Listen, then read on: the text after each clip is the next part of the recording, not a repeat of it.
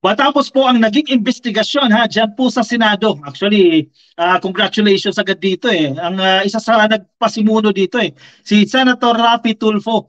Matapos po ang hearing, budget hearing ito eh ng Bureau of Customs no diyan sa Senado. Isa po sa mga komisyon itong si Senator Raffy Tulfo at nakita niya itong mga mamahalin na sasakyan. Napakalat-kalat po diyan sa Metro Manila. Sobrang mahal kasi nito eh. So tinanong niya ang customs, nagbayad ba yan ng tamang buwis? Eh kasi malaki ang kanyang paniniwala, hindi nagbayad iyang mga yan. And then a few months after, yan, kalipas po ang ilang buwan, kumilos ang customs. At magandang development ito, ka-coffee. Itong dalawa na to, sa Pilipinas kasi, dalawa lang yung sasakyan na ganyan. Mamahalin ito kasi itong sasakyan na to, sobrang mahal ito. At napatunayan po, base sa recent o initial investigation ng Bureau of Customs, hindi dumaan, hindi na-declare na yan talaga yung mga sasakyan na yan nung pumasok sa Pilipinas.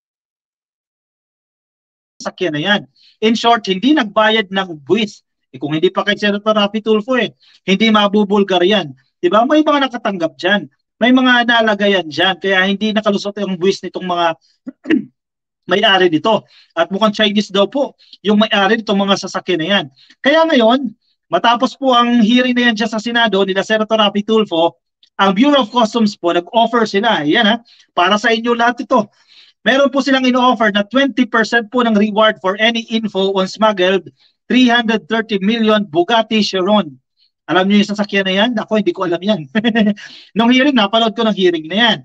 Pero wala tayong ideya dito sa Bugatti Chiron na ito. Grabe ang mahal pala nito ha. 330 million. So pumapatak po na 165 million ang isang sasakyan lang ha, ganyan kamahal. Ibig sabihin, ang may-ari nito, sobrang yaman, pero hindi nagbayad ng tamang buwis nang ipinasok yan sa Pilipinas. Kaya ngayon, hinahanap na yan. Okay, sige, basa tayo. The Bureau of Customs is currently on the lookout for two smuggled, malinaw po yan na smuggled po itong Bugatti Chiron super sports car na nagkakahalaga po ng tumataginting na 330 million pesos. This 2023 model of sports car, isa pong blue, ang plate number NIM 5448 at isa pong kulay pula, ang plate number NIM 5450 have been frequently spotted dyan po sa Muntinlupa area, dyan po sa Pasig, dyan sa Pasay at dyan po sa Cavite. Ibig sabihin, ang may-ari nitong dalawang magagarang smuggled na kotse na ito ay dyan sa area na yan. Baka nakita nyo ka-coffee, abay, malaki ang pabuya. 20%. However, BOC said that these high-end vehicles, each with a value of 165 million, were illicitly brought into the country without the required importation documentation. Dumaan sa mga port, hindi dumaan sa customs. Kaya hindi nagbayad ng buwis. Ang sinasabi nga ni Sir Raffy Tulfo dito, misdeclaration yan, di ba? Ang binayaran ng tax niyan mas mababa kasi hindi naman talaga inamin na Bugatti Chiron yung kargamento, di ba? These cars are registered to two Chinese nationals.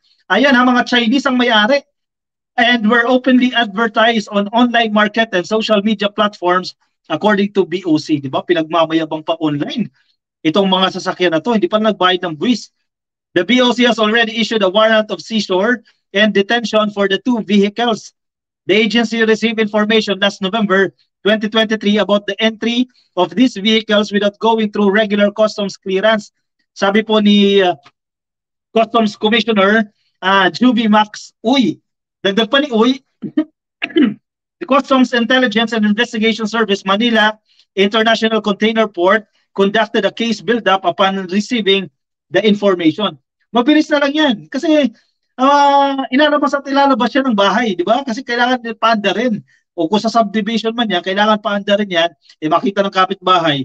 Picturean nyo, magbigay kayo ng datos, i-send din nyo sa Bureau of Customs yan para makatanggap kayo nitong pabuya dito. 20% ka-coffee ha, malaking bagay po yan. Alam ko 20% yan ng ng tax.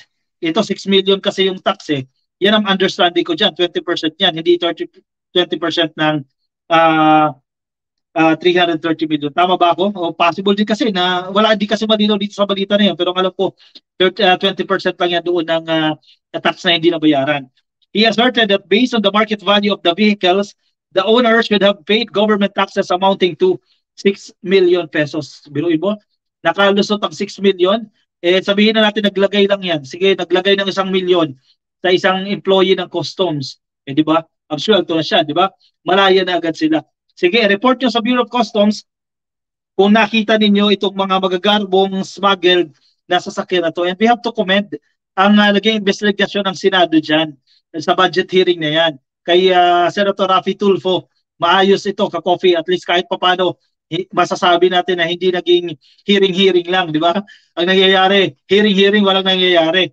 Ito, nagkaroon ng hearing, ito may nangyari, di ba? At sana ganito lagi at sana mahanap na sumuko na itong may-ari, di ba? At bayaran yung kanyang tax liabilities. Eh kung afford niya ng 165 million, itong Chinese national na ito, afford niya 165 million, eh bayaran mo na yung 6 million. Kasino lang yung 6 million na tax dyan, di ba? Eh bayaran na sana. Eh kailangan na magaling na abogado dyan. Kasi considered as smuggled na yan. Eh, kumpiskado na yan ka-coffee. Eh may warrant to seize na nga ito. Yan, eh na, sayang. So tingnan natin kung paano nila malulusot yan. Anong gagawin dyan? Baklasin? Hiwa-hiwa na yan?